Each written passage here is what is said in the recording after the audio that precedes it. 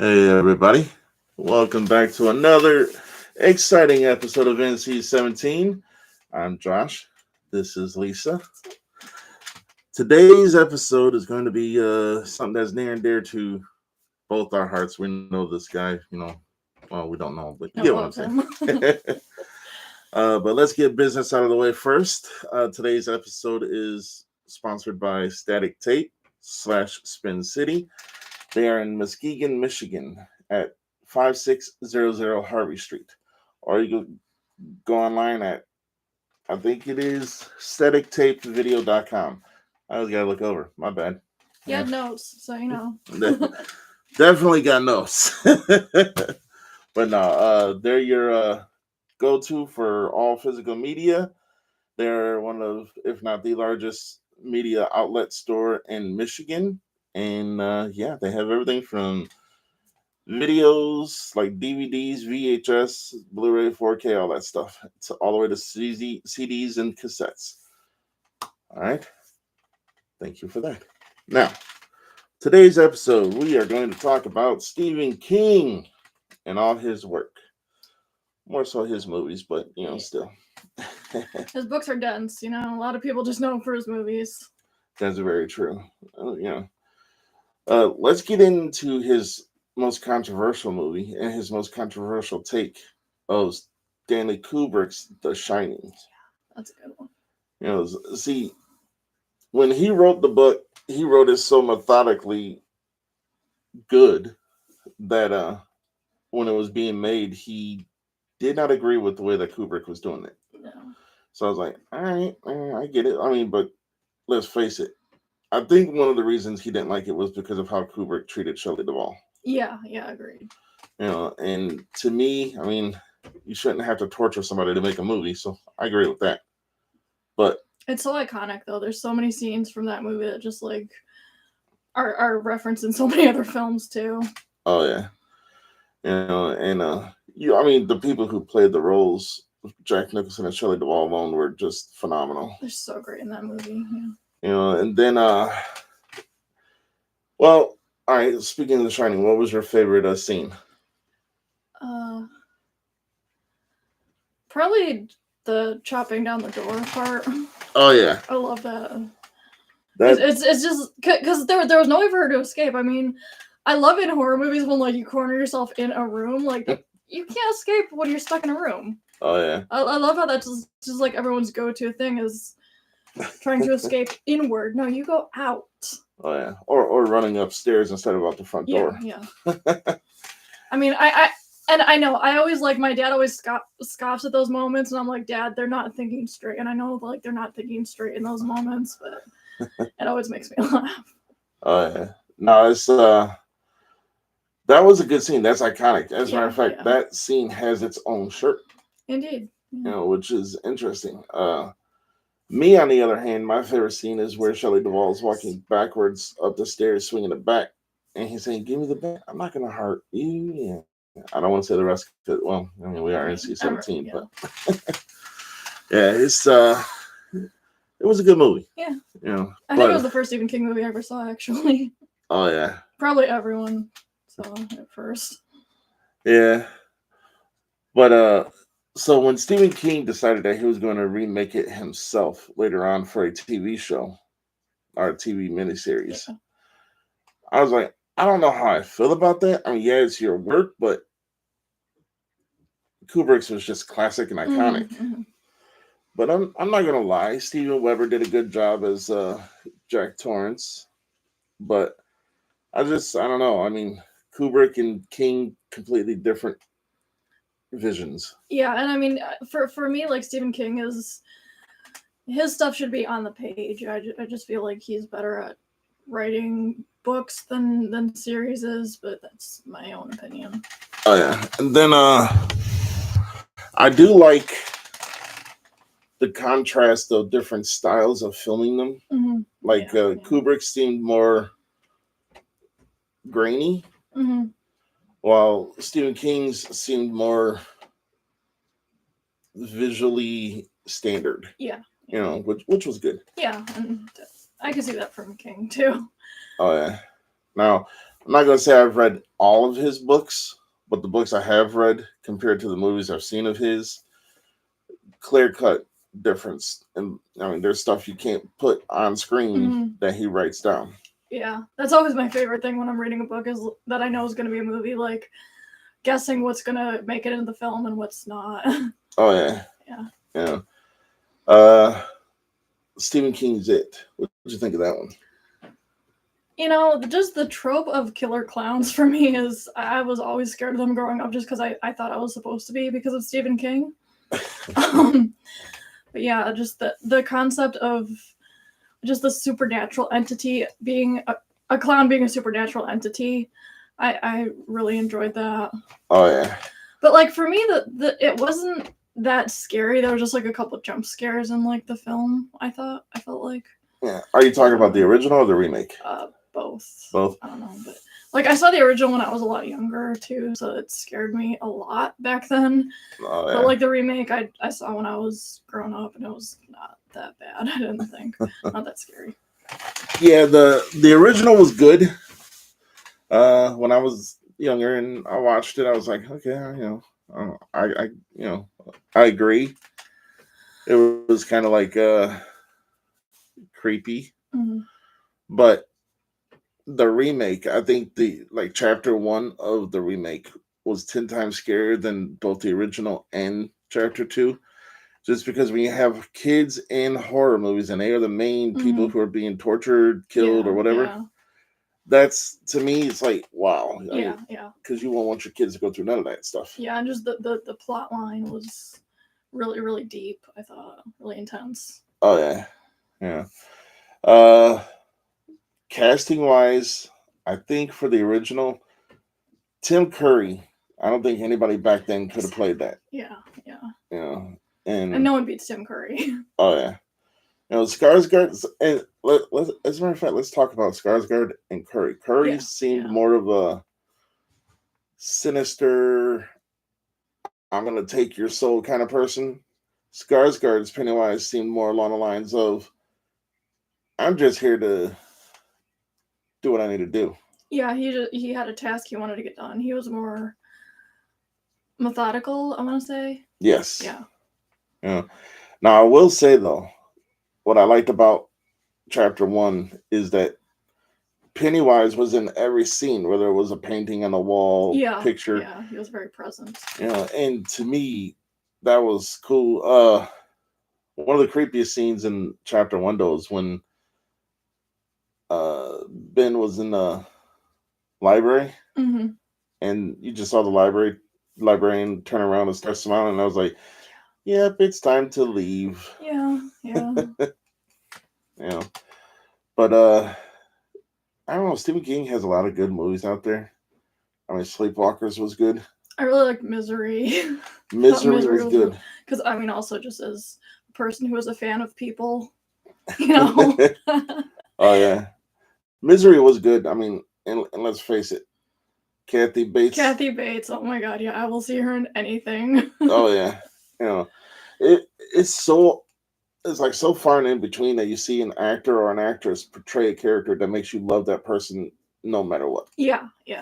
And for me, that was it. Yeah, she's one of those actresses.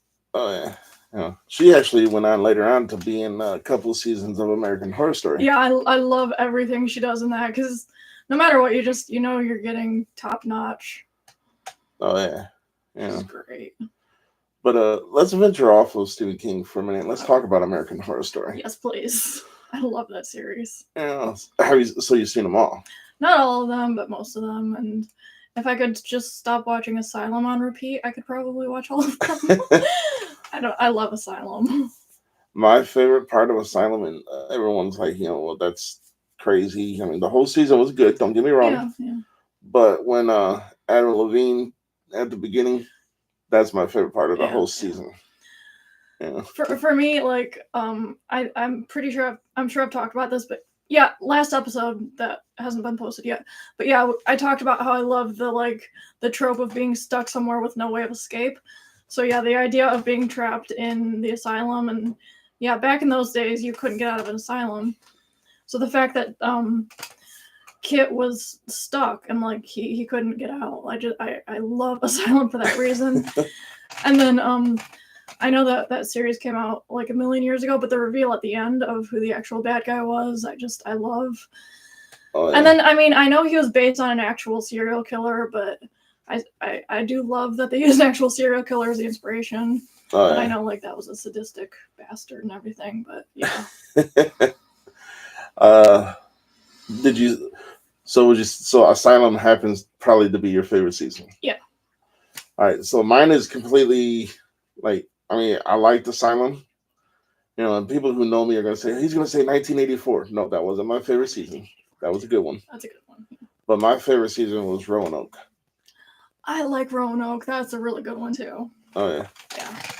I just finished that one for the first time, and yeah, that I was obsessed. Oh yeah. Give me 1 second. You're good. We have a guest that's supposed to be joining us. So. Technical difficulties. Please bear with us. Yes. It's okay. Jeez. It's all good.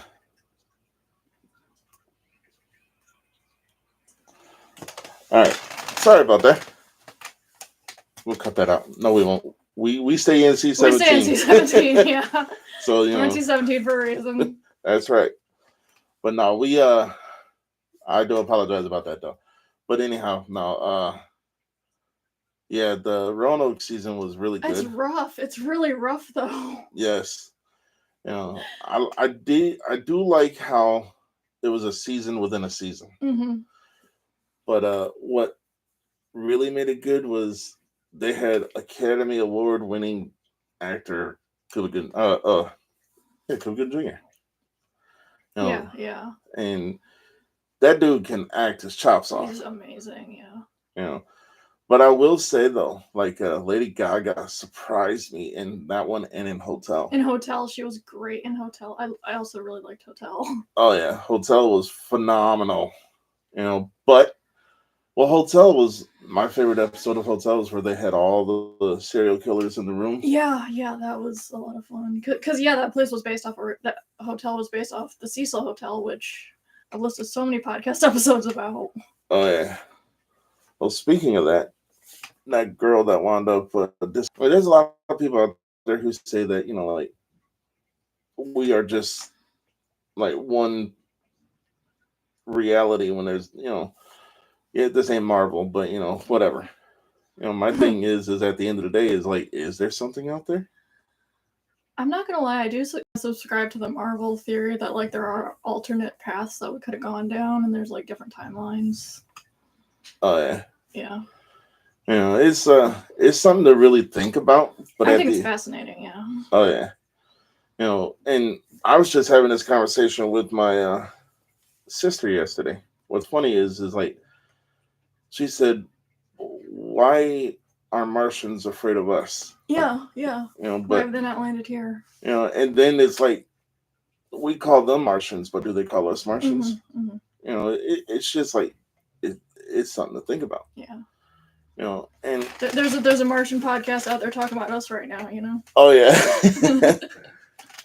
Now I really did blow my sister's mind yesterday because I said everyone watches these zombie movies. Now this is gonna be right up our alley. Yeah. Everyone watches these zombie movies and reads these zombie books, right? And they call them zombies. The humans call them zombies or eaters or whatever. But are they really zombies? Because at the end of the day, there are humans who eat humans. They're cannibals. Yeah. So, are we the zombies to the zombies? You never know. Yeah. That's just something to really think about. Yeah, I always wondered, okay, in the case of the zombie apocalypse, would just going outside and becoming a zombie be the worst thing? Because you wouldn't know you were a zombie, and you'd just be one of the horde, and all the humans of which you were, you'd just be okay, yeah, but I'm a zombie now, so whatever. You'd be mindless. You wouldn't really know. True. To me, it's not the worst thing technically, but then you'd have all the humans hunting you. But at the end of the day, you'd be dead anyway. Either you'd be a zombie or you'd be a human fighting for your life. It's doesn't matter. Yeah, and if there was a plane of existence where zombies and humans could live together, being a zombie, you're always going to outlive Yeah, exactly. You know, 'Cause so they're basically indestructible. Just your body deteriorates, but it would do that anyway. right. Sorry, it's a fact. Now the thing is like, you know, everyone takes this mythology of like creatures, and like I said, we're gonna be all over the place. Yeah. You know, they take mythologies like Dracula, Frankenstein, and stuff like this, all this mythology and everything. At the end of the day, all these novels and characterizations and everything are all portrayed by humans. So if we as human can think this stuff up and portray this stuff, then why shouldn't it exist? Yeah. That's a good way of looking at things. But back to our regularly scheduled program of Stephen King. Little tangent. Oh yeah. Stephen King's, like, he makes it a point to be in every one of his movies. Mm-hmm. Which a lot of people was like, is that you know, like his ego, or I mean, you can chalk that up as being his ego, but at the end of the day, he's not putting himself as one of the main stars. Right. I mean, Stan Lee did the same thing, right? Yeah. You know, and let's face it though, Stan Lee and Stephen King probably will always be two of the greatest writers ever. Yeah, definitely. You know. Now, we were talking about this before the show. So Stephen King, a lot of the stuff he wrote before his accident, he was under the influence of something. Mm-hmm. Mm-hmm. So being under the influence of something and being able to write such great stuff, imagine, like we were saying, imagine what you can write when you're not under the influence. Yeah. I mean, that would be just crazy to think, you know, would Stephen King's The Stand or Shining be different if he wasn't under the influence? Yeah. You know? And he has every one of his movies interact in some way. You know, it's either they're all based in Maine or something like that. You know, and you've seen Stephen King's The Stand. Yeah. Yep.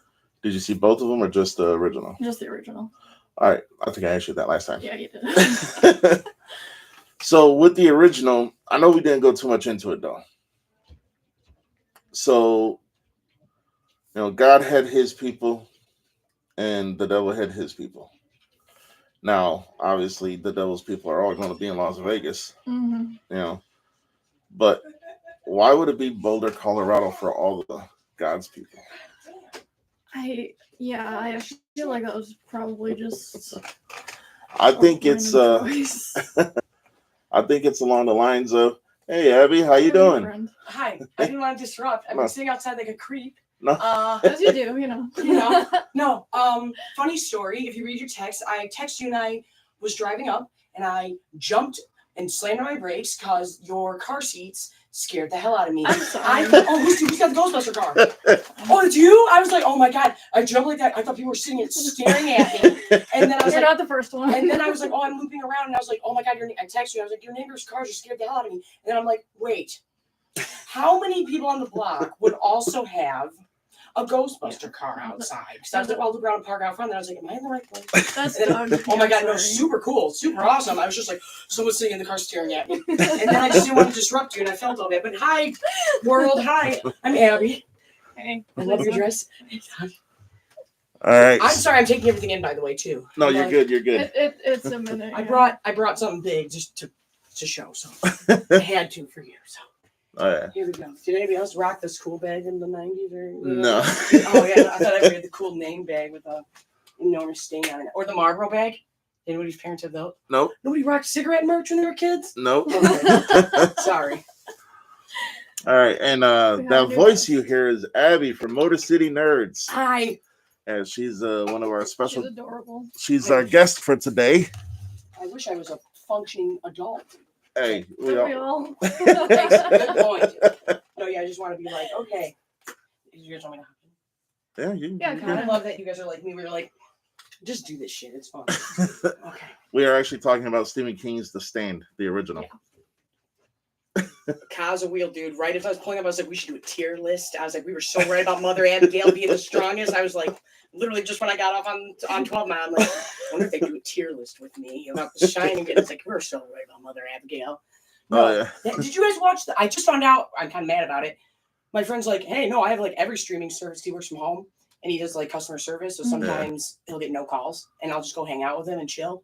And I was like, you got Peacock and Paramount Plus? I only use the free trials. And I was like, I need to watch The Stand, man. Like, but did you guys watch the new one? I did. Did you like it?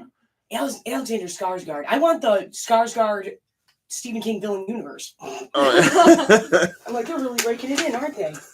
We don't have to get into these now. I'm just like, Oh no, you're good. but anyway, no. What's your favorite Stephen King book? Like top three? I like his short stories. And Yes. things. No, yeah, I tell everybody to start with that. Yeah. Whatever one app pupil in the body's in. I always think it's Nightmares and Dreamscapes, but it's something else. Changing seasons, different seasons. Mhm. I was like, go with that one if you're starting out. But okay, this is the greatest gift anybody ever got me. My normal ex, and he was like, when I opened it one year, he got me like a designer bag, and I'm like, oh no, thank you. I really, that's cool. And then like my birthday was close too, and then he goes, I'm not gonna get into it, but you know how much this shit costs? And I was like, oh, Nerd Life, Stephen King Special Edition Marvel. I was like, this is the greatest gift you ever. He's like, you weren't excited about the makeup, you weren't excited about the bag, you weren't excited about the Dior, and I was like, no, this is Yeah, books are the real. no. real I will always love him for that. He gets to stay in the. You weren't a piece of shit category. I got Marvel Zombies for Christmas, and it was like the best present ever. Oh yeah, and you're like, thank you so much. You're just, do you know how much this costs? I'm like, yeah, it is not cheap to be a nerd. It's not cheap to be a nerd. It's not cheap to be alternative. Yeah, at all. And then you think our weirdness is an eclectic. It is a lifestyle. Yeah, for real. And it ain't cheap.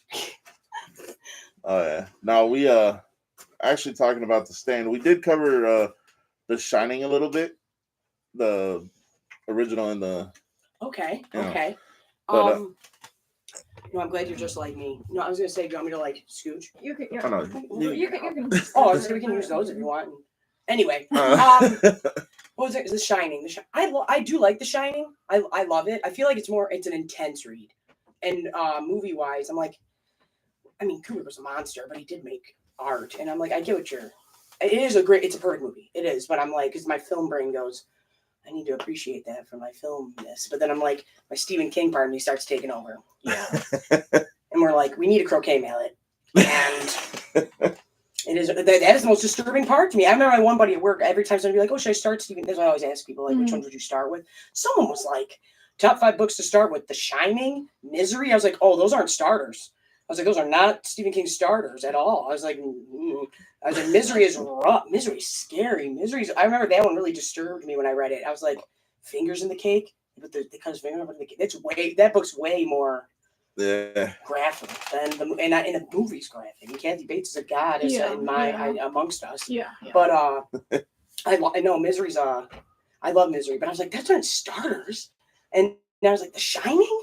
I remember my one buddy was like, oh yeah, can I listen to your Audible? Just so everybody knows, my Audible password is still trim line 2 from the Ford plant, because everybody was on my Audible and they would just be like, and one day I was like, everybody used up the credits, and they were like, we already did. And I looked at it, it was like, self-help for men, 10 things as a Black business owner. And I was just like, wait, what is going on in my Audible? And they were like, we already used them. And I was like, okay, never mind, guys.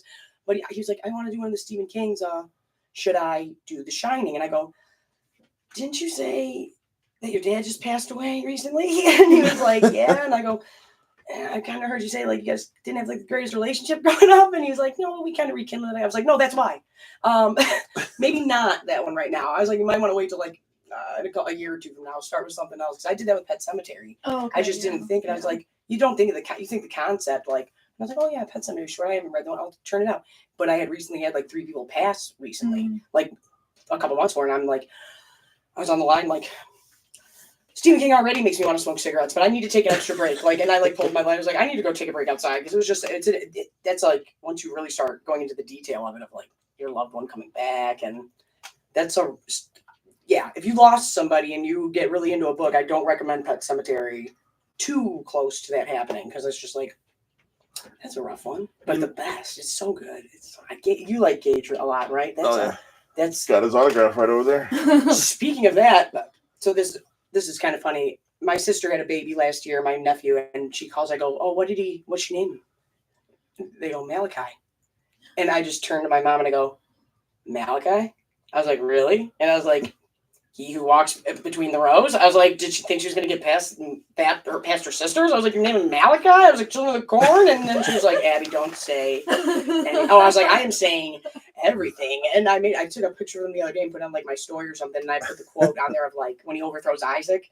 And people were like, what is this? It was like, listen to me and I give thou whatever. And people were like, what is this quote and this music you have behind you and your nephew? And I'm like, if you don't get it, you don't get it. But he's going to have to tolerate it. Well, you're forever. about to be a very happy camper then, because both Isaac and Malachi are going to be. I saw that. No, that's what I was going to say. I was like, we can segue in because I was like, Mom, no way. I was like, Malachi's going to be there. And I was like, no, it's awesome. Because I always forget. He's the one who is like little Ben Shapiro, Isaac, right? Yeah. Yep. Nothing against the actor, just not to be weird or anything. I know how the internet is.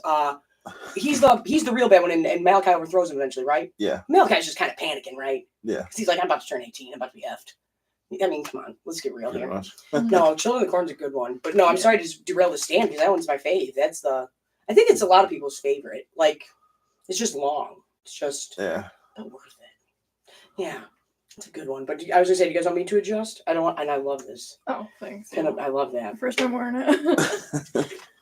I love it a lot. No, I was like, do you guys know when you have? It's like this with everything. Oh, I need it now, and I can't find it. And I remember, I found a Michael Myers shirt, and I found my Freddy jersey, or not my Freddy jersey, my Camp Crystal Lake, and my Beetlejuice shirt. And I was like, I'm gonna put these ones off to the side. I was like, so that way, when Josh wants to record, ready to go.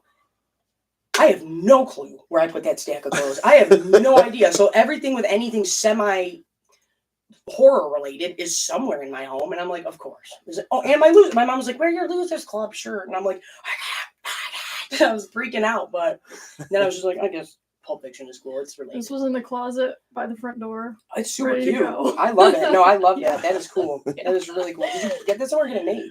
I was on. Facebook was like, "Hey, you're weird. You'd probably like this." Okay, yeah, I was okay. like, okay. No, cool. just so you guys know, it's super cool, super cute pinup like zombie, and yeah, not They just sell creep. this fabric at Joann Fabrics, but like not as the stretchy shit, but like I bought it as Stretchy fabric, and Oh, that's what I was gonna make it wondering. into a pillowcase. Oh yeah, no, I was just curious. Yeah. Okay, sorry, Josh. Oh no, you're good. You're No, good. super cool. If you've watched our show, which I know you have, Yes. We just ramble. It's We- a thing.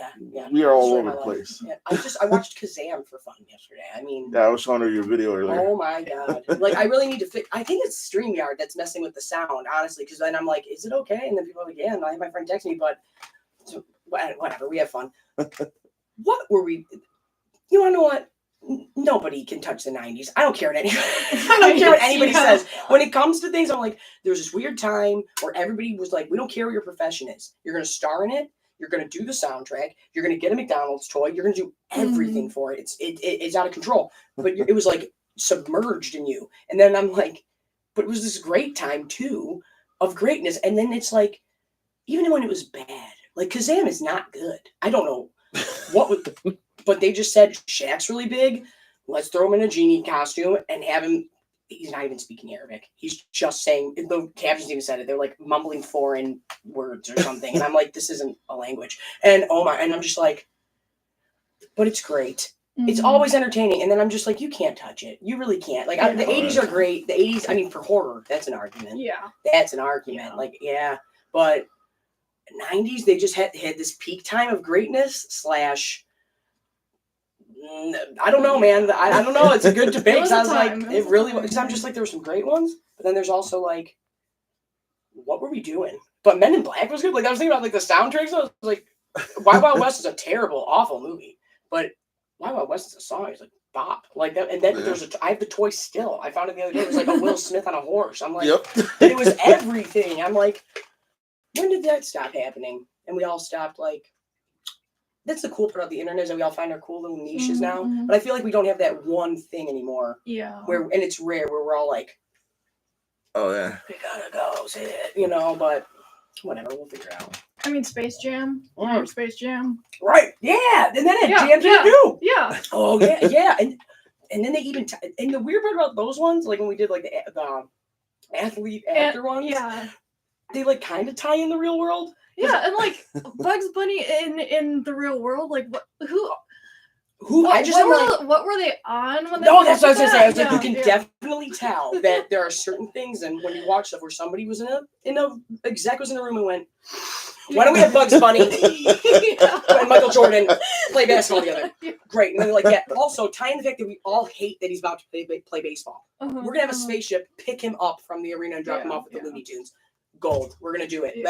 Mark it, make it. Let's go. Shaq, throw him in a genie costume. Yeah. And then we're going to have him run around with a kid. And then all of a sudden, mid-movie, he wants to have a rap career. I think an Italian man is acting as an Arabic man. And we're just having him say terrible things. And it's all stereotypes. But we're kind of not as bad as the early 2000s.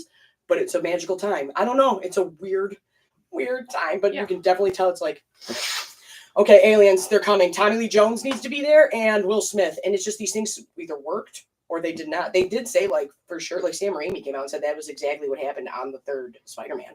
They were like, Toby was gambling. Everybody was doing white. It was getting crazy. And then they was like, then the studio came in and was like, we need Venom. We need this. And he was like, oh, you want that? Let's do it then. Just everybody screw my movie. And I'm like, good for you for admitting that, Sam Raimi. But Stephen King does it. To bring it back in. Stephen King. I appreciate that about him too. Somebody said that. I go, at least he'll admit it. Because I got mad with George R. R. Martin. You know this. But I'm like, Stephen King will be like, I was so doped up, I don't remember writing Cujo. We started The Dark Tower, did get crazy, and I'm just like, if you can admit that and be like, you know, you must be a cool human being. But even though some of that is, believe me, when I love The Dark Tower, and I'm like, some of this you definitely were, my friend. Like, you definitely were. But no, it was a magical time. Like, who said to do Maximum Overdrive? Yeah. Everybody was on drugs. Yeah. Everybody. The whole room did. There wasn't one or two that was like, you have more power than me, I guess. That was the whole room. It had to be. There's no way. My tattoo artist said that. I go, if I keep going, I want to do something Stephen King. And I want to do a whole thing if I do. He goes, if you let most of it be Maximum Overdrive, I'll do it for free. And I was just like, why? And he goes, it's just my favorite thing from being a kid. I was like, what would the main, and I was like, that's a deal, kind of. And I was like, can we do like, and he's like, oh yeah. He goes, with the main thing. And I go, what would it be? And he was like, the lawnmower. And I was like, it's tempting, Jack, but I don't know if I can do the lawnmower. I don't know. I was like, maybe a can spitting out or something. But yeah, that was I was about to say, that's the best part. It's kind of iconic. Yeah. Oh my gosh. No, Stephen King is it's a gem.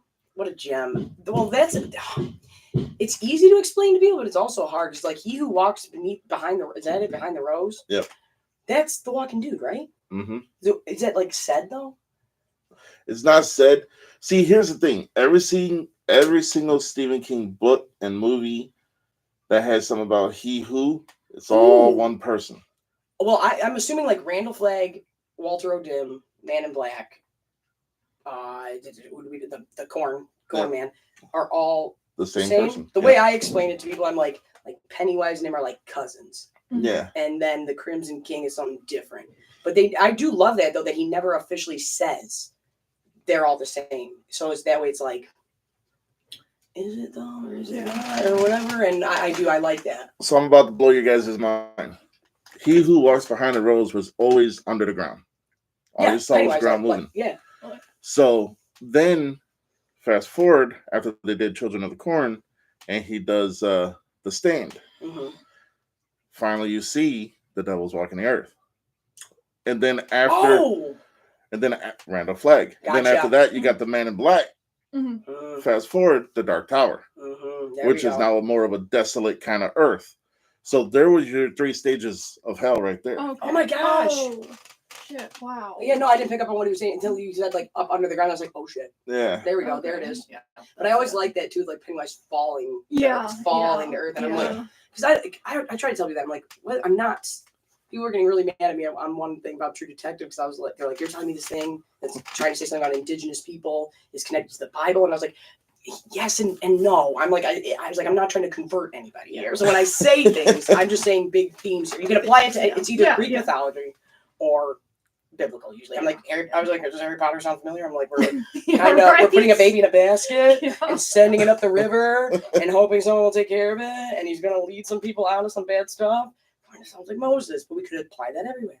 But Stephen King does it in a way where it's like, if you can really ham-fist it to people. because I have met people that are very like, and that's fine. That's, Yeah. as long as you're not hurting nobody, I don't care what you do. Yeah. That's my thing. I'm like, do whatever you want as long as you're not hurting people. Yeah. Believe whatever you want. That's cool with me. But I like that he does a part of that where it's definitely there, but not. It doesn't have to be there. Where with other things, it's like you can't really deny the like dying, coming back, leading everybody by love and everything, and then you're like, well, it's kind of right there, like Jon Snow, Harry Potter. Mhm. It's like in your face. Yeah. And when you're kind of into stuff, it's like, oh, hi. Kind of like when, I mean, Twilight isn't the greatest thing ever, but it's like, God damn, this is heavy-handed. Even as a kid, I remember. Yeah, in the theater, I know. Yeah, Right? you're like, are we gonna be like, it's not a fetus. It's not. It's a baby. And I was like, we're really doing this that hard right now. Yeah, Jeez. And yeah, then you read it, and it's like, no, they weren't even like nuanced here. It was just right in your face. And that was honestly kind of what turned me off to it. Yeah, I was like, I'm not like it was a too full much. hater. It was Yeah. way too much. My thing is this, like, of course I love The Running Man. That is, everybody needs to read The Running Man. What a jam.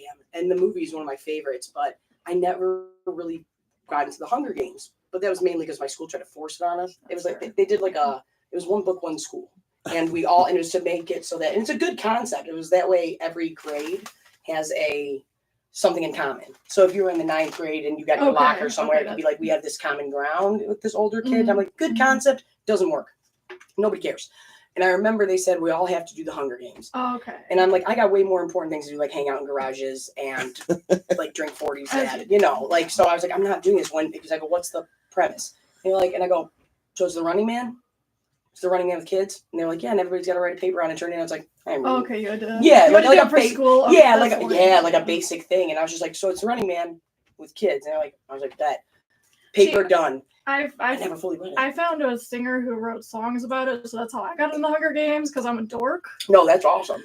So that was literally, I was listening to music about it before I read it, and then it was like, as I was reading it, was like, okay, so that's what that's about. That's what that's about. That's interesting. And I have I was trying to think of Stephen King. Literally, there's so many fandoms I joined because I found music about it before I found the fandom. No, it's like one of the nerdiest things about me. Oh, no, I love that. Because, like, are you, not to be weird, but like, are you like a millennial, 90s kid? I am, yeah. Okay, because I was like, remember the downloading music days?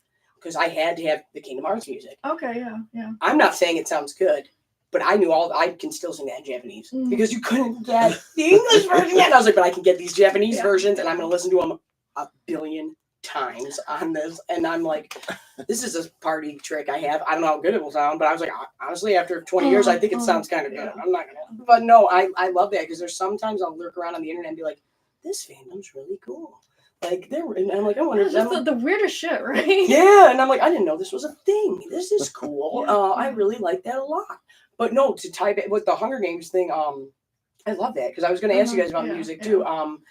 So I was like, I got better things to do. So I was like, I just changed the names out, wrote about the Hunger Games, turned it into a teacher because I was like, no. And then it just put a bad, when somebody's like, watch this. And you're like, I did it with Inception. No, that's me. That's me in Game of Thrones. I'll never watch Game of Thrones. Yeah. People keep telling me to watch it. I'm like, Exactly. I'm not gonna freaking watch Game of Thrones. No, see, I'm a junkie of it, but I'm like, I totally get that. I totally respect it because my ex was like, Inception is the greatest thing. Inception is, and I was like, I ain't watching it. I'm never gonna watch it now. And then like 2 years later, I'm like, it's really good, but shove it. Overrated, I think. But no, I finally sat down and watched them all, and I'm like, did The Running Man do this better in a movie with Arnold and one-liners? Yes. Did I not need this? I don't know how they got the cast. They got 4 films of this and one of just walking around. No. Was I entertained? Yeah. But I appreciate anything that will get young people reading. So I'm like, if you'll pick this up and read it, I'm cool with it. That's cool. And even with Twilight, I was like at the age for it, so I read them. So I was like a fan. But I remember being like, it's not the end of the world. And then I'm just like, but it's not the greatest thing of all time. I mean, it's kind of absurd, but it's like, that's if it gets how people reading, then Yeah. go for it. I'm like, if it gets, what are we doing here? And then that's a whole other thing of anything little girls likes tends to be bashed. And I don't like that, but that's a whole other conversation for all the time. But yeah, no, I remember, I think I went tipsy to the final one. Like I randomly got invited. They were like, do you want to go last minute? And I'm like, sure. And then that flashback happens. It's fake. And I was like, I loved that dad. And I was all pissed. It was, that was a good one. But no. The dad was the only good thing about Twilight. The dad's a boss, Carla. Yeah. Well, I liked it. Honestly, if you think about it, like he's the most interesting one. Like you were living with the old ones. Kind of like, he's kind of like Louis. Like in Interview with the Vampire, we're like, I'm different from you and have this humanity. Carlisle is the best one. I'm like, Carlisle's awesome. But no, music. I'm glad that you brought it up. If I'm not like derailing too much. Music's my thing, dude. Okay, no, this is great because I was saying that. I was thinking that on the way here. I was like, I hope Oh, they're like music people too. Because I like music, but I'm not like, it's not like my movie stuff. But Stephen King is real big with music. Like he's got like, Hey Ho, Let's Go, The Ramones, Pet Cemetery. Oh my like God, I love those songs. only the greatest rappers reference Stephen King. I will stand on it. Dr. Dre says running over like Christine. Eminem says I cannot grow old. I'm Salem's Lot. And of course that Kendrick Lamar disc came out, and I was like, oh no, he killed it. He did really good. But then when he got to the end and went with a canine or whatever, and I'll put you in the Pet Cemetery. I was like, oh, he made it to the list. I was like, he made it to the list. You can't do anything big. I mean, you already can't. But I was like, oh no, he dropped a Stephen King reference on you. It's over. It's done. He's made the list. But no, Stephen King has a lot. He loves music, and so I was thinking that I go, what if you were gonna make like a Stephen King playlist? What would you throw on it? And then I was just like, that's another one where they had to have ripped a rail and went, Blue Oyster Cult. It's going to blare while we show all these people dead. And it's a crazy montage in the stand. It's wild and it's like scary, but you're like, and I think the song's referenced in the beginning of the book maybe, but I don't, I think it is, but I'm like, you didn't have to outright. This is kind of like we're having a frolicking time a bit, and it's just like death everywhere. And that's what I was thinking. So I was like, Blue Oyster Cult, Pet Cemetery by the Ramones. What else would we throw on Stephen? We don't have to do them all now, but I was like, what would you throw on your Stephen King, or just reminds you of Stephen King? Even it doesn't have to be directly in it. And I'm like, what are your Stephen King vibe songs? Well, what's funny is with the Stand, when they made the movie, every single rock band that was out at that time that wasn't heavy metal like that was sending in letters to Stephen King saying, "Can we have our songs in your movie?" That would be, I believe that. That's somebody was saying that I was talking about Salem's Lot, because apparently this remake they made, it's like mostly done or something at HBO, and it's just like shelved. HBO, we're available. I say this all the time on my channel, but I'm sure they'd love to too. If you need people to sit in the corner and raise their hand and go, do that, or don't do that, we're available. I mean, because Stephen King put out a statement saying it's great. He was like, this remake is so good. I love Salem's Lot, but excuse me, I thought I was just going to burp really loud on your show. As long as they ain't got Bill Skarsgård doing the Crow, I'll be happy. Oh dear God, no! But I can't believe that happened. I really can't. I blacked out. I really did. But where was I? I'm so sorry. Going off on really, music. Salem's Lot, the new one. I was talking about it. HBO shelved it. And you said we're available to be hired. I'll remember it in a second.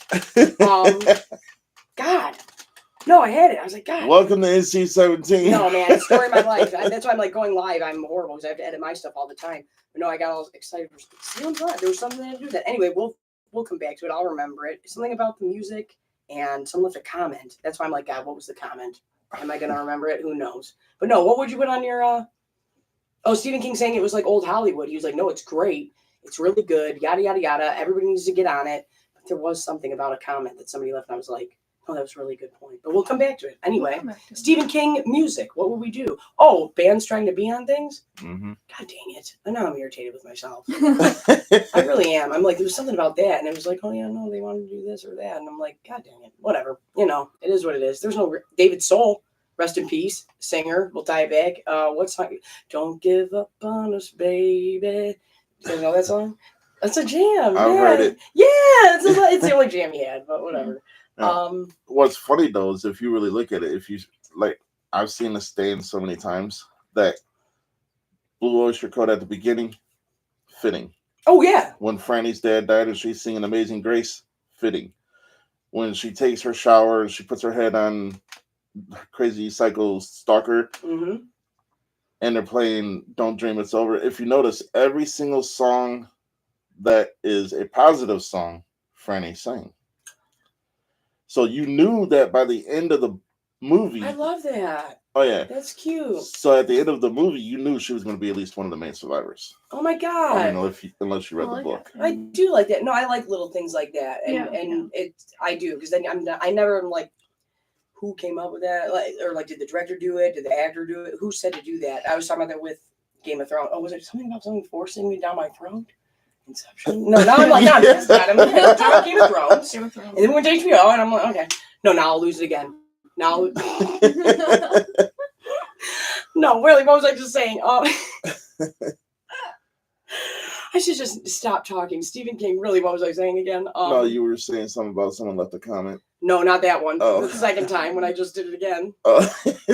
No, I was saying about the music that Franny sang. You Oh, said, her singing, yeah. Like with Game of Thrones, with the spinoff right now, I just noticed it rewatching. It's just a little thing where the daughter of the king, they like jump 8 years, long story short, but she never flinches ever. Like whenever people are doing something and there's one scenario where someone's actually like scuffling with her, but I was like, oh yeah, I was like, she never like is flinching or anything, and I was like, oh. Because why would you ever be worried about your well-being when you're the heir to the throne? Like, you've probably been protected your whole life. And I'm like, I don't know if she came up with that. I don't know. But I always love things like that. And I'm like, that's when I love to go, like, oh, the sea things are a collective. Like, you don't know if, like, even a sound person on set was like, hey, you wouldn't do that. You know, like, wouldn't they just chill? Like, you don't know. And I'm like, that's the cool part about artwork coming together and working with others. But yeah, no, little things like that I really like, especially in a movie like that. Like, but back then, those TV events were huge. Like it was huge. Those are huge things. So I'm just like, someone really paid attention. I don't think people would pay the same attention today that they did back then. I really don't. I really agreed. You know, and that's the part where I'm like, I think we missed out on some stuff. But you liked the newsstand. The newsstand was good, but the original. Who's the guy who plays the original Randall Flagg? Dave Sheridan. There's few things, you know, those things that are burned in your brain from being a kid that like will always scare you. Oh, yeah. The wolf from the Never-Ending Story. I don't want to look at it. I don't want to hear it talk. I don't like this. Atreyu. I can hear it perfectly because that scares me so bad. And that scene when they turn, he's got the red eyes in the corn, and she's telling him like, I ain't scared of you, and it's like, I am, because that's horrifying and it's so basic and scary, and it still scares me to this day. I'm like, even if I know it's coming, I'm like, I don't like that. I don't like that. I don't like that at all. Rough. There's a couple really scary things in the stand, and then we had an argument for that where I said Moon might be at the top of the people shine. I'm like, I think he's more powerful than. I do that at work, and not a lot of people understand what I'm doing. So few people, but when you find one, you do. And you're just MON, that spells moon, and it's always the best. I love that. I think the Stephen King fandom is pretty good. Yeah. The Stephen King fandom is pretty cool. And chill, like for the most part. I know a few people went nuts when Idris Elba, but Idris Elba can do anything. And The Dark Tower was an abomination. Okay, you wasted Matthew McConaughey. But I like the stuff with Allstate Man, whatever that actor's name is. You know what I'm talking about? The black guy with the great voice. Yeah, I know who you're talking about. And there's a scene with him and Idris Elba. And we don't really get a lot of Stephen Shane in the series and his dad. And we get to see them together on screen. And I know a few, there's always people like that, though. And then it's like, are you in the Stephen King fandom? Or are you just a jerk? So I'm like, it's Idris Elba, man. As long as you do Roland right and they did nothing right, we'll be happy. But I'm like, there was some cool stuff with him. And so it's like, there's always crappy parts of fandoms. But for the most part, Stephen King fans are pretty chill and cool, unless you really piss us off. And it's always like really book related, too. With Game of Thrones people, they can be mean as hell. Game of Thrones fans can be snooty, and everybody has that, but they can be real passive aggressive and mean. Stephen King fans are normally like, when can we get in to talk about whichever one I like? There's so much of it. And somebody was arguing with me about that. They're like, no. And I said, you're kidding. You are delusional if you think that George R. R. Martin's name carries the same weight as Stephen King's. It does not. I'm like, I know people with tattoos of Pennywise that have never picked up a book, or We All Float, or Pet Cemetery, or whatever. And I'm like, I go, you see Stephen King, that's worldwide. So, you know something. You know Carrie. You know the movies. There's something you love about it. I'm like, no. Stephen King, I was like, I will let you say that, sir, but there's a different weight when it comes to Stephen King. So I totally believe it when you say like bands were like, get on your thing, because I would. If I had any type of talent, I'd be like, Stephen King, please be my friend. My one friend at Multiverse of Geekdom, they're really cool. One of them's in Florida, and he was like, I had to deliver packages to his like fancy house, his like big like vacation home, and he said he ran into somebody, not like anybody big or anything, but he asked them like, oh yeah, and they were like, no, he's like the greatest guy ever to work for. He's super cool, super nice, like exactly how he portrays himself. And I'm like, that's always nice to hear too, like, but somebody that big. Like, not just like, oh, yeah, we all, Stephen King? He could be giving everybody the middle finger and and he'd still be making bank. Like, he could do whatever and he'd still be huge. There's no stopping it. But it's kind of crazy. It's wild when you think about how he's probably one of the, like, a name recognition who's as big as him. maybe J.K. Rowling. I was gonna say J.K. But like you Rowling, got yeah. one series. Like, Yeah, outside of you being a fool, like yeah. you got the one series. And nothing against it's more talent than I have. I never wrote a book, but maybe. Speaking of writing a book, she wrote a book. Perfect. I mean, I'm coming to this. What book? No, promote her book. maybe. Sorry, I know it sucks when people are like, "Hey, this just in a zombie novel." Yeah, Oh my gosh, that's awesome! Good for you. I was gonna say we can talk more about it off if you want, but I'm like, that's awesome. I talk about it on pretty much every episode. Every yeah, episode. This just in a zombie novel. That's exciting. These references. This is awesome. Yeah. I really like this cover though. This is cool. Yeah. Oh. I designed that. So Of short. course, the apocalypse is in Ohio. No, I'm just. I know, right? Of course. No, it I is. straight up, I was making fun of Ohio. Yeah, no, I say it all the time online, and people are like, "What are you guys doing?" I was like, "If Ohio people are in the comments, they know. We're just like we solely have beef on that. Yeah. It is what it is. You're gonna pull us over when we drive through your That's a state. fact, It's yeah, fine. yeah. Wow, this is awesome. Yeah. This is super cool. This just in. But yeah, basically the main, you all know this, but the main character is a zombie fanatic, and then the zombie apocalypse happens, and everyone's like, "What do we do?" And she's like, "I read books. Like, I don't actually know what to do." I So- love that though. Yeah, but they all go to her. They're like, "What do we do?" And she's like, I love that. I guess I'll help." No, I really love that. Would you like me to set this down? Oh, you're good. No, it's I his really book. love that because that's that. Do you want not to be mean or anything, but I'm like that's what. Even my ex was like that. He's like, I'm gonna go do this frontier beaver hunting, and I'm like, Eric, you smoke 2 packs a day, going to sit in a blind and going to do like people do that all the time. They're like, oh, I could do that. I could go live in the woods and stuff. And it's like kind of the same thing where you're like, yeah, I could do that. I do the same thing. I swear I could big tuna fish. Everybody's like, Abby, I don't think you realize you're not going to be able to reel in a tuna. And I'm like, Yeah. something in me tells me I have no desire to do that, but something tells me I can. I probably can't. My one buddy thinks that he could box a kangaroo. He swears on that. He's like, I don't want to hurt it, but I was like, I don't think you understand what a kangaroo could do. But that's really how it is. Like, Right, I no, could it's like really do something. in the actual situation, it's like, Are you really gonna box it? What are you actually gonna do? Are we really gonna do that? Yeah, no, I love that. I love that concept. It'd be like, well, I have the info, but do you really think I can execute it? I don't know. I can. It's always funny because like I worked at Ford for 10 years. People are like, oh, can you look at this? I'd be like, I can't fix your car. I was like, but like if you needed me to rewire something and put it back together, I was like, I could probably do that. I was like, if you have the new parts, I could. I was like, but if you want me to like take your transmission out, no, I don't know what I'm doing. And they'll be like, you built them? I'm like, no, I don't know what I'm doing. I'm like, they're just teaching us repetitive motion. We don't know the right thing. But no, I love that though. That's really cool. Congrats on writing a book. I'm blown on that. That's awesome. Oh, that's so cool. Book 2's in the works. Short story about this is when me and her first met. It was at Motor City Nightmares 2 years ago. Yeah. And me and my wife walked by her table. And what drew me, and I told her this, is she had all her books in a coffin stand. Oh, I have to show you something. Yeah, no. That's awesome. I love that. So cool. No, my mom has, you guys will know what this is, and I keep telling her we need to talk about it because there's a thriving fandom that I'm shocked by. My mom, there's Jonathan Frid is number 1 in our house. Barnabas Collins, Dark Shadows is number 1 in our house. Like we and then when I found this thing online, my mom has been wearing the same N1 sweatpants since 1999. Like I'm not hating on her. She just has PTSD from being in poverty. So like she doesn't spend money and not on like, she doesn't understand when I'm like, I need that Jabba the Hutt figure. Like that doesn't compute to her. And I understand. Right. No, exactly. She would be like, what? Like she would not, I said that the other day online. I was like, nerds, if we get robbed, we're like, oh, the laptop's gone. Someone check if the Batman box got stolen. Check that. Are we good? Then we're fine. We can replace the other stuff. And normal people, I literally have that in a box somewhere because I know they won't care. And it has a note in it that's like, these ones will put Tommy through college. These ones will help Malachi, whatever. And I'm just like, if something happens to me, you're all idiots. But at least take care of it. But no, she doesn't do that. And I saw it online. And I was like, should I thought about it? And then I can't remember if I emailed it to her. She just saw it. But she ordered it. She's like, I had to do it. And she like felt so guilty about it. She's like, I had to do it. It was like $400+ and it's like this big. It's like 2 feet tall. It's a giant coffin. And it's engraved. It says Dark Shadows. This is the cool part. You open it up and it's all the Blu-rays lined up. And that was played every day. If people don't know, it was like a big, huge thing. But all of them line up and make him laying in the coffin. That's amazing. It's sick. It's so cool. So I always love when stuff's shaped like that. That's so smart. That's awesome. That's so cool. No, yeah. Dark Shadows, man.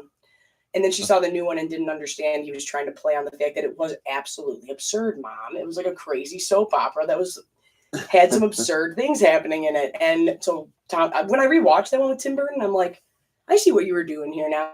after rewatching the entire series. And I'm like, I told her, I was like, we gotta restart that. She goes, do you remember how long that took? I was like, years. It was a big endeavor, but no, that is really cool. Good for you. That's awesome. Do you have more? Is that your first book? Yeah, I'm working on book 2. Oh my god, awesome. Yeah, It's, like, congrats. so close to being done. No, that's huge. That's huge.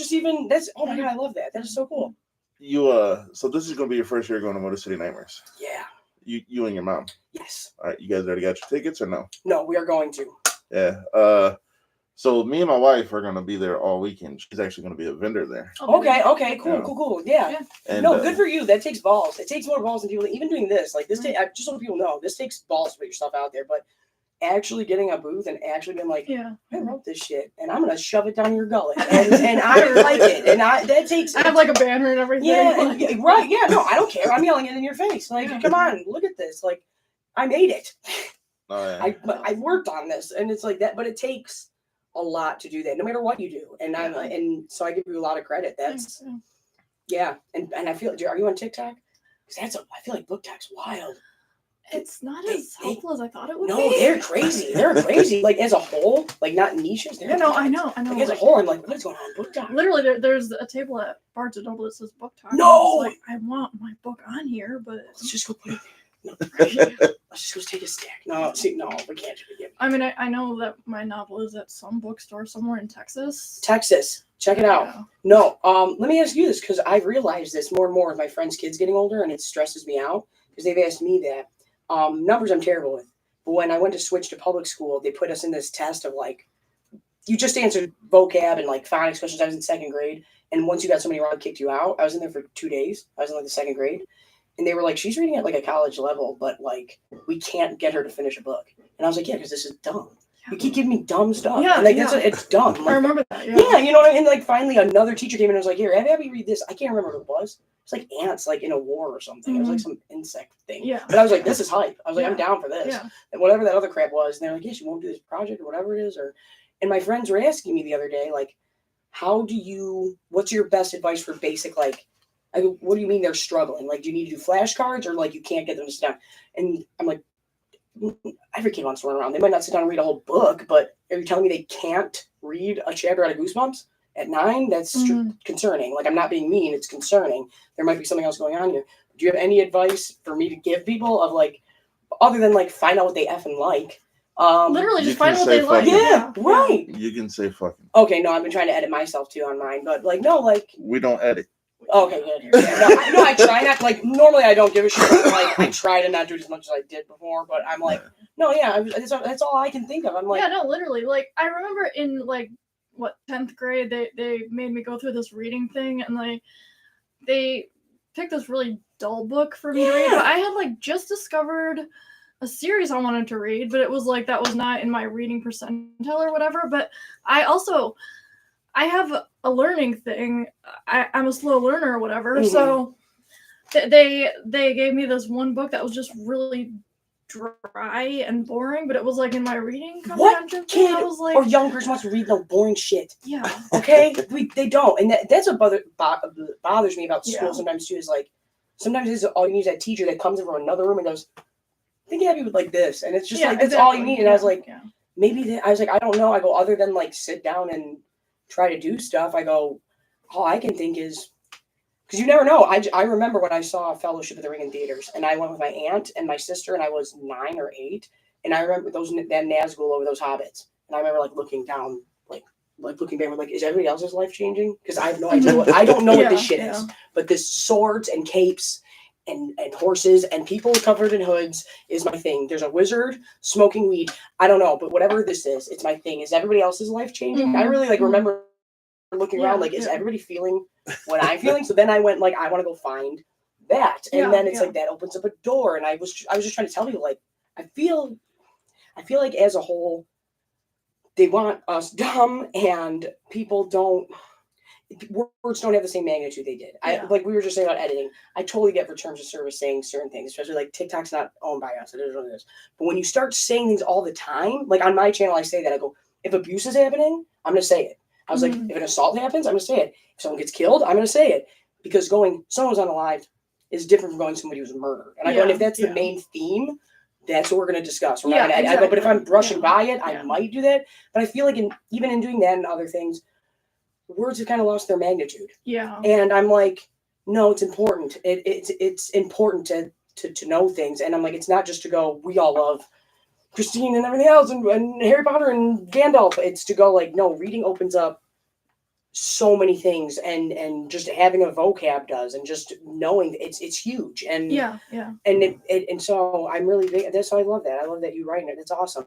But yeah, no, I've been getting that a lot lately. And my friends being like, "How did you?" And I'm like, somebody showed me a book I liked, and I realized I can go to other worlds in my head. Mm-hmm. It's awesome. And then Yeah, my yeah. dad passed when I was young, and I think that was huge on I think that's how, like, I always loved movies and stuff and books, but I think that was a huge coping mechanism. I think I was like, oh, I'd rather go to Middle Earth. Yeah. The hell am I doing here? Yeah. This is dumb. Like, who wants to be here?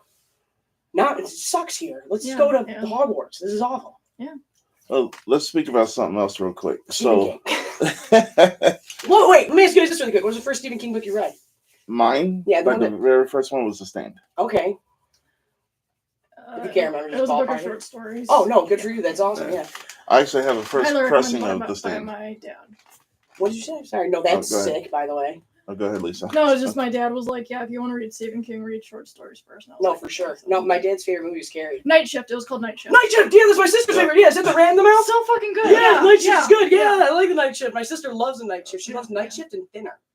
Thinner was, I don't know why she's so into Thinner. the book was okay. The movie didn't do the book justice. Yeah. Apt Pupil's my favorite, man. I love Apt Pupil, and that's a great short story because it's just so That's what Apt weird. People that fucked me up. Yeah, that's a crazy one. That's how Ian McKellen got picked for Magneto.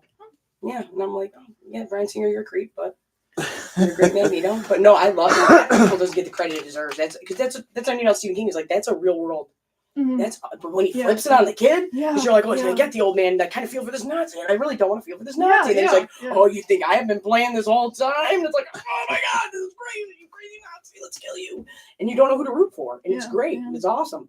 No, Apt Pupil. No, I think I read it on I don't want to say I read it all the way through because I don't think I did. But it was raining at my cabin and we had a copy of it and I picked it up, and I'll always say this, that is the best depiction. And every time I read it, I feel like I'm 10 years old going on summer break again. And that's hard to do. But Stephen King does do a good job with that. But it's when Ben is talking about, when they just start to remember and it's come back to him. Mhm. And all of a sudden Ben's like an adult and then it changes in the paragraph and he goes, and now we're out and it's summer vacation and I'm counting down and let's go. And it's like nothing makes me feel like I'm 10 getting on summer break again than that paragraph. And he's like, and that it does describe being a kid so well, where he's like, Eddie Bowers is about to stab me in a minute. Like, I'm so scared, but mom's making my favorite dinner and it's it's summer vacation and there's more important shit. Like my favorite show's on tonight. And I'm like, nothing describes, kids are resilient. Yeah. Because we're like, the world can be falling apart around us. And we're like, but tomorrow is my favorite day for school for kickball or whatever it is. And you're like, Yeah. the world somebody might have died. Something might be horrible. But like kids have that way to just be protected. And it's crazy to me. But that book really does it well, where it's like, an evil clown is coming for us. But mom made meatloaf and my favorite show's on tonight. And it's like, and you don't tell your parents. You're like, Oh, yeah. you know what I mean? Because parents don't believe you or whatever. But it's just like, I love that. But I think it was the first one I picked up. I think the first one I read all the way through might have been The Stand. I don't know, one of them. But no, it got me into it. And then between me and my sister, it's one of those things where I'm like, did I read or did she read it? Well, here's the thing. The only thing I didn't like about it was, well, at least in the book, that his main nemesis that was trying to stop him was a giant turtle. I'm gonna leave, Josh. Are you fucking with me? Well, no. The only reason I say that Are you fucking with me? No, listen. No, the turtle's a huge deal on my channel. No, I get that. No, I get that. Okay. But here's the thing. Okay, Josh. We're getting into fighting words. What's happening? The only reason I say that is because why would you? Stephen King's reasoning for picking a turtle. See the turtle of enormous girth. On his back, he holds the earth. His thought is slow, but always kind. He holds us all within his mind. Right, but do you know why Stephen King chose a turtle? Turtle Island? No. Why? He's high. Yep. A lot of. Okay, here's the weird thing, and I've talked about this before. Like with the Dark. Have you read the Dark Tower? Okay, the Dark Tower is like multiverse theory. To put it into simple stuff, multiverse theory. But then on each multiverse, there's an animal protector. and we live on the turtle beam. Right, right. So that's our protector. That's our ultimate good that we eventually good will always come around. Whatever. My dad What's told me weird? about that. Yeah, no, the turtle's the whole thing. And he's like the ultimate good. And he's great. And he's awesome. But he doesn't like fight, but he can. Anyway, my sister, like I said, she reads stuff. She didn't read the Dark Tower. I'm Dark Tower. She's not Dark Tower. What she read Mr. Mercedes, I didn't. But Okay. anyway, it was weird because I was doing this huge thing on the channel about Stephen King, and I was like, I was going on and on and on out of nowhere. She didn't know nothing about it. She came over to like pick up something, and she goes, "Do you know where that Native American book is, or whatever? I want to see if our nephew wants." And I'm like, "What Native American book?" She goes, "Where are all the books that Mom put away from when she didn't know if any of us would have kids?" I was like, I don't know. I don't know what you're talking about." She goes, "It's a huge book. It says Turtle Island on it." And I was like, "What did you say?" And I literally was in the middle of writing a sense of like the Native American stuff tying in, like Pet Cemetery, The Overlook. I was in the middle of writing that down at the table, and I was like, "What did you say?" And she was like, "Turtle Island. It's a giant book about Native American cultures and how they think we live on the back of a turtle." And I'm like, "That we live on the back of a turtle?" I was like, "I knew that was the thing, but you're telling me we have a book in the house about that?" And she was like, "Yeah, you don't remember it? It was awesome." And I was like, "Oh my God, that's crazy." Because so that's like that's a thing that's in a lot of like Avatar: The Last Airbender, lion turtles, and I think the Hindus believe we live on the back of a giant cosmic turtle, and Yeah. it's a real common thing. But I was like, "You're telling me there's a book on living on the back of a turtle in this house and I didn't know about?" She goes, "Yeah, there's a bunch." And I'm like, "You don't get how big of a deal this is." But it was just weird that connected. That's all the Dark Tower is like, is it a connect? Is it coincidence? Or is it something more? And then I'm like, "You just walked in the door. I'm trying to figure this out. And you're telling me there's a book in this house with this information in it?" It was so weird. It was Stephen King like. And I'm like, I'm not even gonna get into it right now. But no, the turtle is a whole thing. And I get why people don't like the end. I get it. I really do. But the turtle's awesome. The turtle is everything. The turtle is really everything. It always comes back to turtles on my channel. They're like, "Abby, you sound like psychotic." I was like, "I promise it makes sense." I was like, "I swear it makes sense. I promise." I wanted to ask you guys this. Are there certain ones that you consider horror and not, I don't know how to put it with Stephen King. Like, where do you draw the line at thriller and horror? What makes something horror for you guys? That's a good question. That's a heavy question. Because the horror community is awesome, just so you guys know. Mm. Like, I love horror films. That's me and my sister's thing. That was me and my dad's thing. That was his favorite. And I love horror. It's one of my favorites. But the horror community is so cool and so nice. And I'm like, I don't know. They're always the best community when it comes to film genres. Oh yeah. If somebody's like, "You got to pick a team to be stuck with," horror. Because I'm like, Yeah, they're the nicest, like welcoming. Like, Yeah, "Oh yeah, it's so come weird, look at our like- stuff." Like, We're the nicest. Right? yeah. And I'm like, I don't know if it's You wouldn't expect that from horror, but yeah. I don't know if it's the like we're different outcasts, and like I said, I think love it's this, we're but outcast, yeah. but like really being into it and really going to stuff. I'm like, no, if I had to pick one, I'd be going, no, I want to be with them. I think Yeah, we build the nicest, yeah. best community. Yeah. If they put us Yeah. all against each other, Wow. yeah, I'd be like, Yeah. Oh, then you're No, gonna love yeah. Motor City Nightmares. Yeah. but yeah, Yeah. that's why I'm really excited. Yeah, But it's amazing.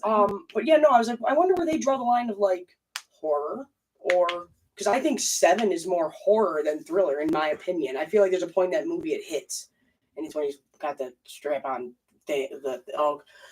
That's rough. I remember being a kid and being like finally like I was old enough to be like I comprehend this, and that's really not good. That's when it shifts for me of going like I feel like this has gone into horror town more than it's still thriller, but more into horror. Actually, 7 is a horror movie if you really look at it, because when you're dealing with the 7 deadly sins, that right there makes it a horror movie. Oh, good point. Fair. That's true. Yeah. Did you guys see the new Omen? I heard they hate it. I heard people hate it. Yeah, I heard it was I bad. plead the so I fifth. just didn't. Here, I'll say my film opinion. Don't remake anything that had Gregory Peck in it. Don't remake anything like you just. My mom yells it all the time. It's one of her quotes like, "My mother was a jackal," and I'm like, I don't know why, but like my mom loves The Omen. I love The Omen. It's great. It's all for you, Damien. God, it's iconic. But I'm just like don't redo To Kill a Mockingbird. Don't redo The Omen. Like there's certain things where I'm like, I think that was lightning in a bottle on top of it's great, but. Yeah, no, I'm like, where do we start putting things? I Signs of the Lambs is my favorite of all time. Hannibal Lecter's my favorite character of all time. But is that more thriller, because that's what I feel like the movie community though, because that's where I like to come in. Because that's my thing. Is like film's my favorite thing. So I go, they're snooty. The film buffs, super film buffs, and like award stuff is snooty. So they're like, let's just go to thriller.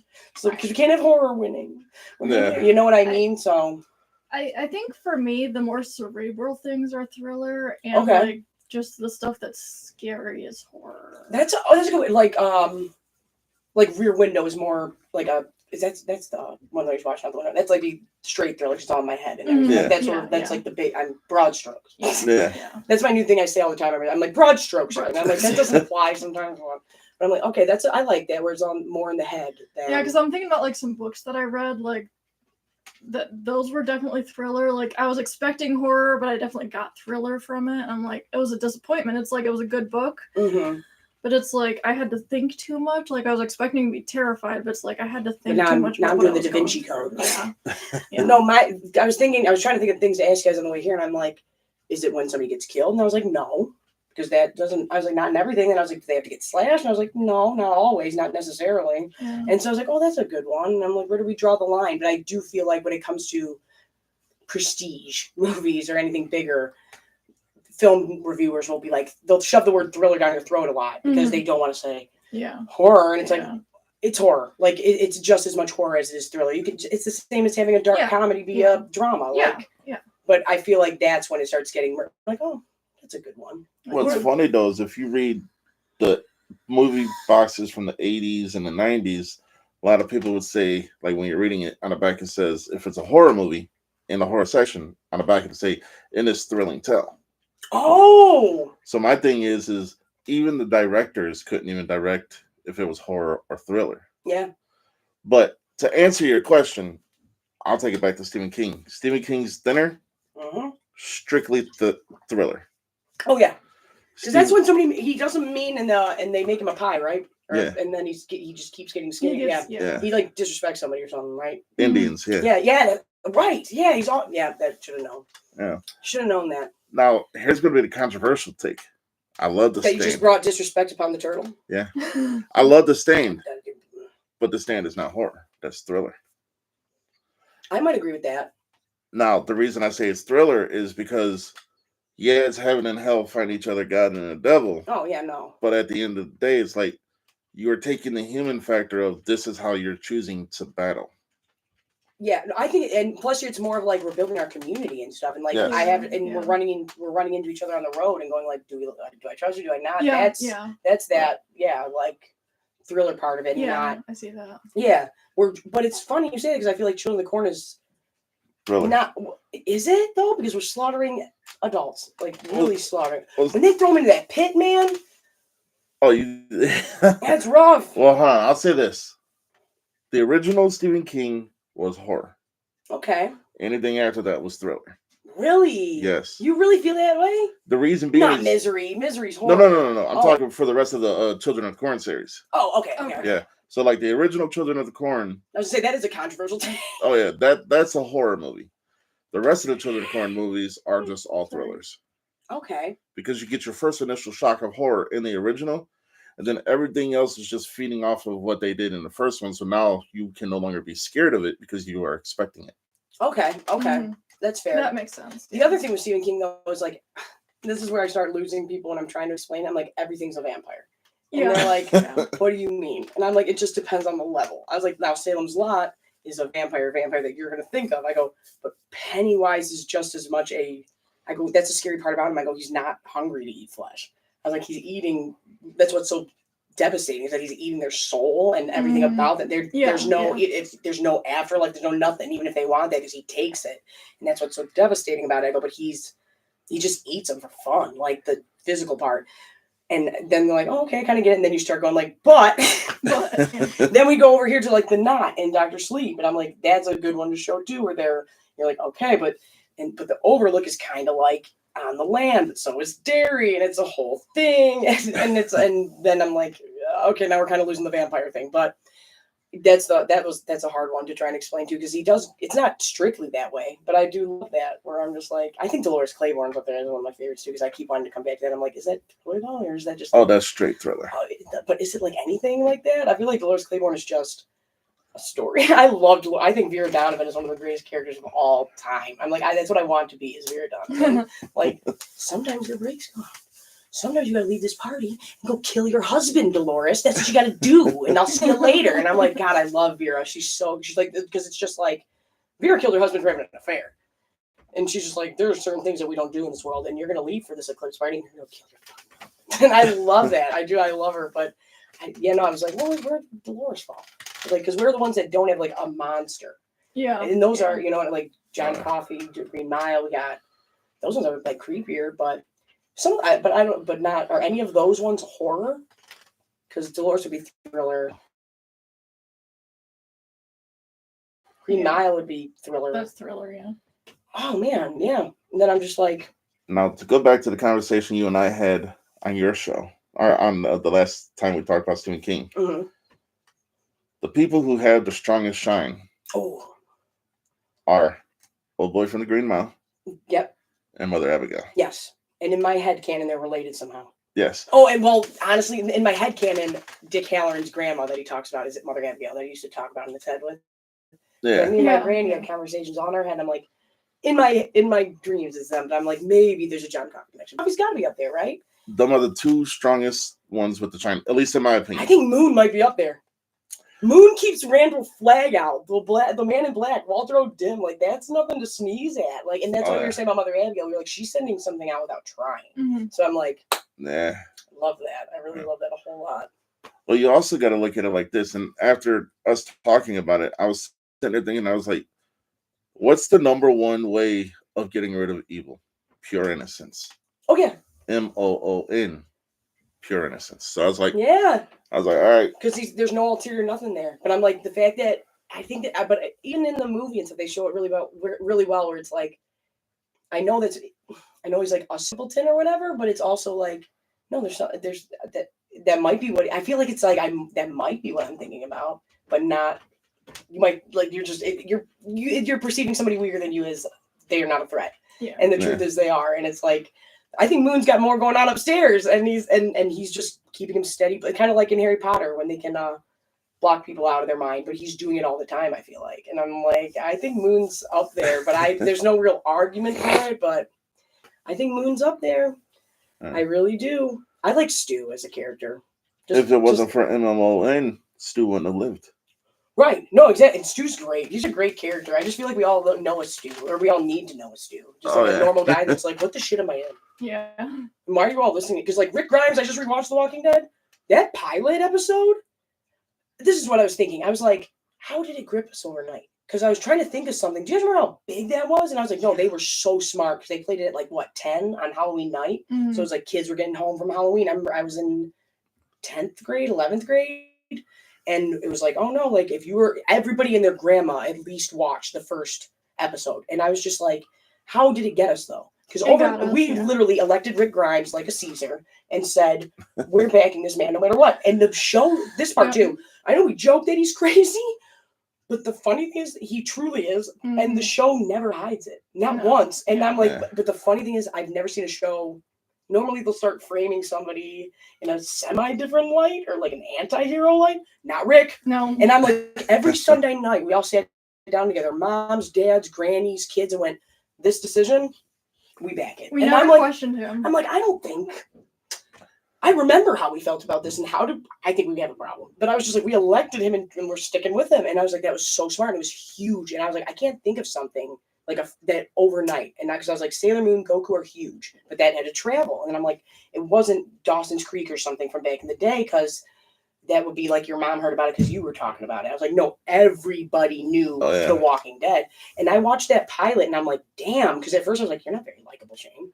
You're kind of a snake in the grass. And then I was like, they really want us to hate Lori. And Rick's passed out for half of it, or like the first 20 minutes. Mm-hmm. Those hospital scenes, the don't open dead inside, that is genuinely scary. And then Morgan coming in crazy, and Morgan's the one who holds it together. But I was like, this is genuine. I see where it got us. Because I was like, we're not like we love you or anything, but we're like, that got crazy real quick. And I really like it. And I'm like, I can definitely see where this got us. And it's real good. But I was really trying to think that. I was like, oh yeah, that was huge. It was such a big thing. But we don't have any real zombie stuff. Oh yeah, Rick Grimes and Stu. That's the difference. Rick Grimes is a psycho. Rick Grimes is gonna. Oh my god! Remember he had questions, everybody? That was the funniest part about rewatching it. I was like, free will, Rick? Really? I was like, we're gonna act like I don't have questions. Rick, you have no questions. Where are your people? Is your stuff guarded?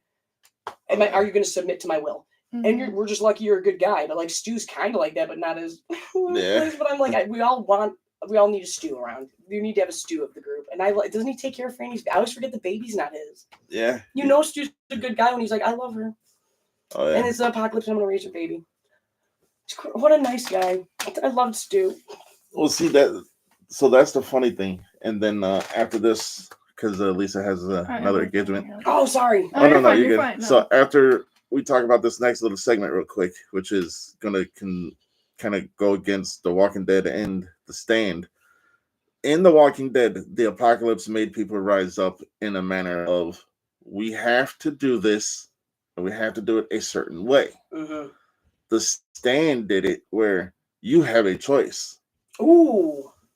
See, the interesting part about The Stand is like it wasn't like a virus though. It was like people were picked, right? Mm-hmm. Right? Yeah. And it's so outside of it, but I just always liked that. That's very interesting. But that's okay. Now I'm thinking of them differently. Who do you think would win a fist fight before the apocalypse, Stu or Rick Grimes? I think Stu might take Rick Grimes. Yeah, Rick Grimes was. Yeah, Rick was kind of a wuss. He was a wuss. Yeah. He kind of ended up in that. Yeah, in beginning Rick. position, I'm like, but beginning Rick was. I think Stu could have taken him. Stu was like a Texas man hanging out at a. I think who worked at a somebody. Why do I know that? Did he work at a calculator factory? Somebody worked at a calculator factory. If I'm right about that, God, there's something really wrong with my brain. Well, here's the thing: Rick before the apocalypse, he was a bitch. Yeah, he was a total bitch. Stu before the apocalypse, you could tell he had his shit together. Yes. Well, I don't know. Yeah. No. Yeah. I'd Stu say definitely had it together. Yeah. No. But he's like just hanging out with some old timers at the gas pump. I always, anytime I see a car crash into a gas station, I'm always like, The Stand. It's happening. It's happening. Captain Trips is coming. Yeah. We need to get home. All right. We're gonna get ready to end this episode. I want to again thank our sponsor, who is Spin City /Static Tape. They are in Muskegon, Michigan at 5600 Harvey Street, or you can reach out to them to statictapevideo.com. I would also like to thank our very special guest, Abby from Motor City Nerds. Oh, thank you. I'm so sorry that I'm late. I apologize for that. Oh, yeah. You're only late if we ain't video. Yeah. The second I hit 96, I was like, oh, never mind. This is rough. No, thank you for having me. I appreciate it. And go check out her book. This just in. It's got an awesome cover. She's going to self-plug. And I love that. Go ahead and self-plug. Yeah, I'll shove it in your throat. Zombie novel. This just in. Zombie book. Of course, it's in Ohio because, that's where the apocalypse will come. If you've ever been to Springfield, it's the first place the zombie apocalypse can happen. I mean, on Halloween night. Ooh, that's even creepier. I love that. On Halloween night, it pops off. No, it's just a regular day. No, but either. Well, regular days are popping off too. But no, that's a great concept. I love that. This just in. I love that. In the spring. And it happens in the spring. No, I mean, season could affect me, especially in Ohio. I can't go without saying that my favorite part of the whole book is when she uses the quarter. So I know you like the quarters. I have to check this out. Yes, definitely you're gonna have to read it. Oh yeah, for sure. I would like to say happy birthday to Lisa. What? I'm old. It's a birthday? Well, tomorrow. Oh my god, happy birthday! My mom and I are celebrating today. No. My dad and I are celebrating Yeah, tomorrow. happy birthday! I love a birthday. Oh my gosh. She's only turning 21. Oh yeah, 100%. Exactly. Yeah, 1000%. That's that's how old I am. yeah. That's how. Yeah. Yeah. That's how birthdays work. Yeah. But stay tuned, and I'm gonna let Abby plug all her socials. I'm Abby from Motor City Nerds on YouTube, and I'm Abby Anarchy on everything else, and I'm just stuck with that name from MySpace. So don't make fun of me too much. Yeah, I'm on OF, I'm on TikTok, I'm on all the stuff. I'm over at Motor City Nerds. We just watched Kazam for no reason. Yeah, thank you for having me so much. I'm sorry I was late. I feel bad. I didn't know you had prior engagement. Yeah, no, I'm really excited for the convention. I'm really geeked for that. It's in July, right? Yep. Okay, what's the dog policy? So you guys will think this is funny. You can bring a dog as long as if mom brought Hobart for like an hour and then dipped, would that be Is cool? he a service dog? She just wanted to cover him in blood and then have him look like Cujo, and she wanted to look like D. Wallace. She wants him as a prop. He's a giant bull mastiff, and she was like, "Do you think they're the dogs?" I was like, "I can ask why." And she goes, "Would it be funny if we covered him in fake blood?" And I was like, "It's part of a cosplay." I was like, "It kind of might." I was like, "That might be really funny, Mom," because he wouldn't do nothing. He's totally fine. But I'm like, that would be really funny. She was like, she goes, "That way I can just wear a tank top." I don't think there'll be a problem. She just goes like, I think she just wants a picture. She was just like, "I'll just wear a tank top and be sweaty." And I was like, "In Hobart covered in blood, that's kind of funny." I was like, that's kind of a funny, good little cosplay to throw together, Mom." And she's like, I don't know. Just ask. I'm like, okay, I will. So it's not like she needs Hobart there, and it doesn't need to happen. All right. What we'll do is I actually can ask the lady who hosts it because I know her. She's been on the show. Oh yeah, no. Just I was Yeah. like, if literally just walk around. My mom doesn't understand this idea of. I was like, I can't believe I haven't had her at anything. She doesn't get it. She's like, so it's just shopping, right? I'm like, it's like a whole thing, Mom, but whatever. Bring your Jonathan Frid case, and people will like it. Yes, they will. All right, so we're going to end it here, but stay tuned because we have more exciting things coming. And who knows, maybe me and Abby will do another NC-17 episode today. No, I'm down. You know, but we're going to thank Abby again for being here. God, thank you for dealing with me. And we're gonna let Lisa close it out today. Oh yeah, this was a lot of fun. Hopefully Abby can come back sometime. Oh, it was yes. amazing having her on. And yeah, we'll see you next time. Everybody stay NC-17. Felt like since it was my